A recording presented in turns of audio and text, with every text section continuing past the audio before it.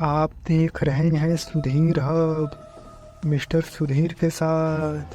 तो चलिए दोस्तों, आज की कहानी शुरू करते हैं।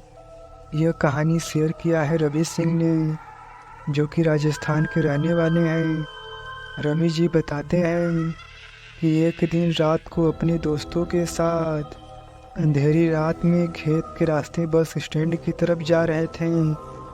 तो मेरे मित्र ने कहा, थोड़ा जल्दी जल्दी चलो, इस खेत से अगले 2 खेत तक थोड़ी समस्या है। तो मैंने पूछा क्या बात है, तो उसने मेरी बात को बार बार टाल दिया, लेकिन मेरे ज़्यादा दबाव डालने पर पूरा किस्सा सुनाया।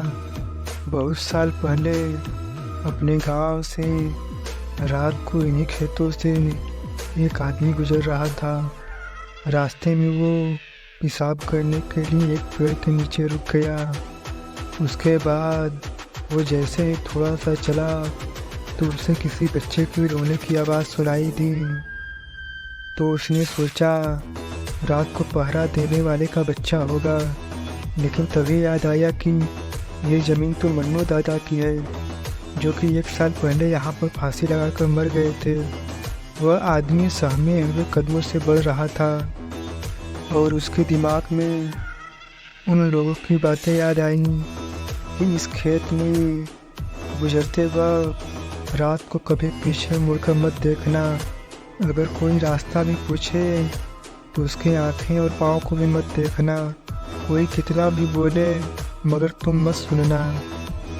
ये सब बातें दिमाग में सोचने से उस आदमी की हालत बहुत बुरी हो गई और सोचने लगा कि उसने यहाँ आने से पहले क्यों नहीं सोचा।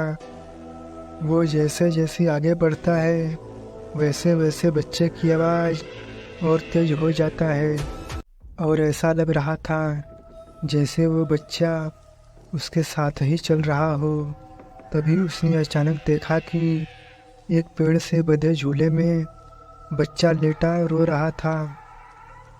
तो उसने डरते हुए आवाज़ लगाई कि ये किसका बच्चा है, लेकिन घर से कोई प्रतिक्रिया नहीं।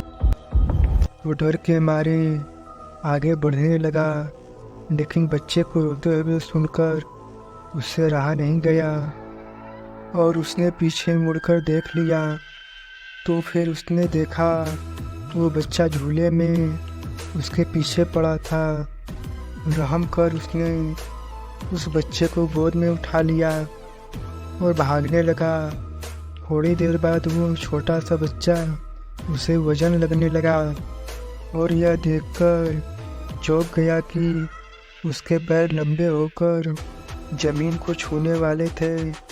वह घबराकर बच्चे को गोद से गिरा दिया और जैसे ही वो बच्चा गोद से गिरा तो बड़े आदमी की तरह जोर जोर से हंसकर बोला, तू आज तो बच गया, लेकिन मेरे पैर जमीन छू लेते तो आज तुझे यहाँ से कोई नहीं बचा सकता था।